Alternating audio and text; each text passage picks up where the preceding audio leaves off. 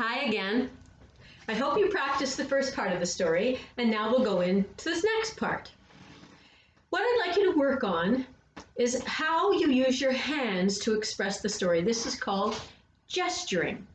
And I'd also like you to look at how I use my face to express the words and what the characters are feeling. So we're looking at facial expression and gesturing. Now, do you remember where I left off? I think the boy was sitting at the table and he was wondering how she ate. Well, when the woman had gone out the back door, the boy thought, maybe I should follow her. But he didn't want the husband to think he was spying on the wife, so he said, I didn't milk the goat. Don't want your wife to have to do it. I'm going to go do it right now. I'll be back. And he went out the back door. And he saw her go all the way to the back of the yard, and he followed her. And then he hid behind this bush, and he watched. And she stood there in this big circle of trees, and she reached down into the pockets of her skirt, and she pulled out handfuls of bird seed, and she started sprinkling it all over the ground. And that's when the birds started coming. Hundreds of birds flapping their wings, swooping down, pecking at the seed.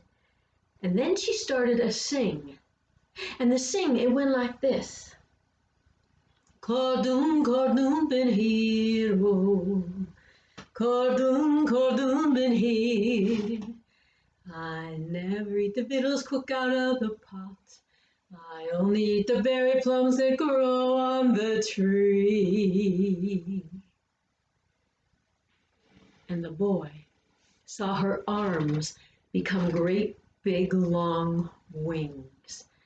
And a beak sprouted right out the front of her face. She was all covered with gray feathers and she had talons on the bottom of her feet. The boy couldn't believe it. She changed into a great big galling bird. And then she flew down to the creek and the boy followed her and watched, and she snatched the fish out and she ate them and then picked the berry plums off the tree and swallowed them whole. Well, that's how she ate. She's really a galling bird. The boy couldn't believe it. He thought, I gotta tell the husband. He ran all the way back up to the house. He put his hand on the door and then he stopped. Should he tell the husband? Would the husband believe him? And what would the husband do if he knew he was married to a bird? Well, the boy decided he wasn't going to say anything to anyone. So he stayed quiet. He stayed quiet for 3 whole weeks, until finally he didn't think he could stay quiet any longer. That night at dinner, when they were sitting at the table, sure enough, the wife pushed her plate away. She said, I had tea and toast before you got home. I'm not so hungry. I'll just go in the back of the yard and feed the birds. And she left. And the boy leaned over and he says right to the man, I gotta tell you about your wife. The man says, well, what about my wife? He said, you wouldn't believe it. She's a galling wife. And the boy told the man the whole story.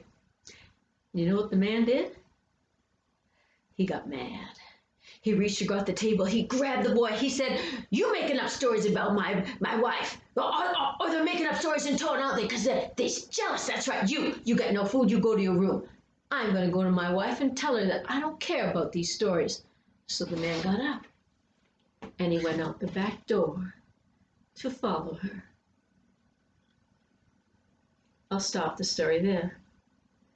Did you notice how I use my arms, gesturing to express the story? And how I use my face if I was worried or if I felt excited? All of things contribute to a good telling. Now you try this section of the story and then we'll finish the story.